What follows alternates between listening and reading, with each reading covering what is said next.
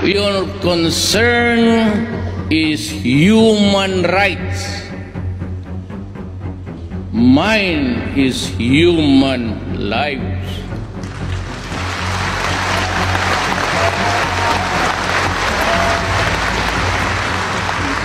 I have 4 million drug addicts in my country. So, that is not a joke for as long as there are drug pushers in the streets in my country. For as long as there are drug lords. This campaign will go on until the last day of my term. Si Rodrigo Duterte, ang ika-16 na Pangulo ng Pilipinas, ay kilala sa kanyang matapang na kampanya laban sa ilegal na droga. Ngunit ang kanyang mga hakbang ay nagbunga ng kontrobersya at mga akusasyon ng paglabag sa karapatang pantao. Mula 2016 hanggang 2022, inilunsad ni Duterte ang isang malawakang kampanya laban sa droga. Ayon sa mga ulat, mahigit 6,000 ang napatay sa mga operasyon ng pulisya, ngunit tinatayang umaabot sa 30,000 ang bilang ng mga nasawi ayon sa mga human rights groups.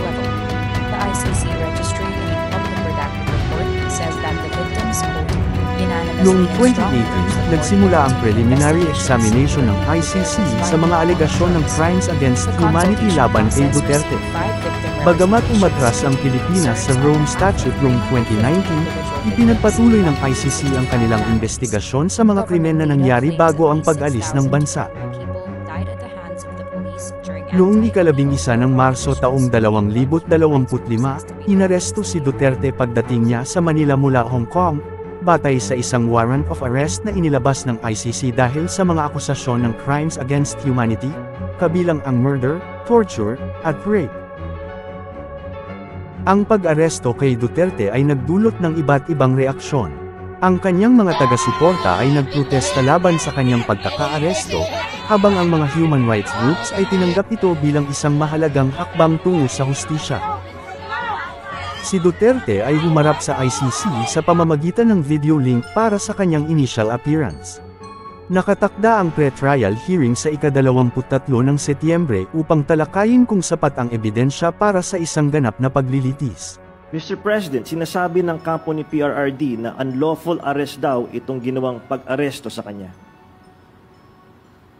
Well, we followed every single necessary procedure. We had a very good basis on which to serve that warrant and to read him his rights.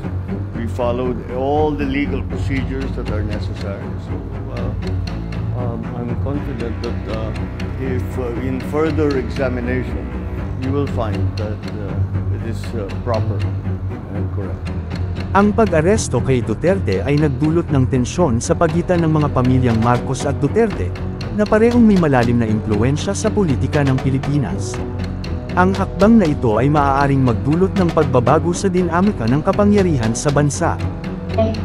Gusto ko, I will take this opportunity to tell Mr. Marcos how I feel about him. Mr. President Marcos, you will never be loved.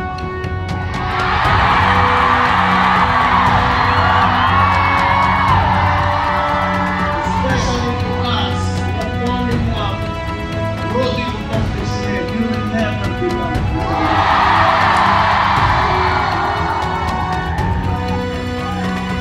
We will stand up and we will fight back. Sa huli, ang paghahanap ng hustisya ay hindi lamang tungkol sa isang tao, kundi tungkol sa buong bansa. Ang Pilipinas ay patuloy na magsusumikap tungo sa isang mas makatarungan at makataong lipunan. Ang dokumentaryong ito ay naglalayong magbigay ng balanse at perspektibo sa mga kaganapan, na nagbibigay diin sa iba't ibang panig ng isyu at ang kanilang mga implikasyon sa hinaharap ng Pilipinas. Ang pag-aresto kay Rodrigo Duterte ay isang mahalagang kabanata sa kasaysayan ng Pilipinas. Ito ay isang pagkakataon para sa bansa na suriin ang kanyang pananaw sa hustisya, karapatang pantao, at pananagutan ng mga lider.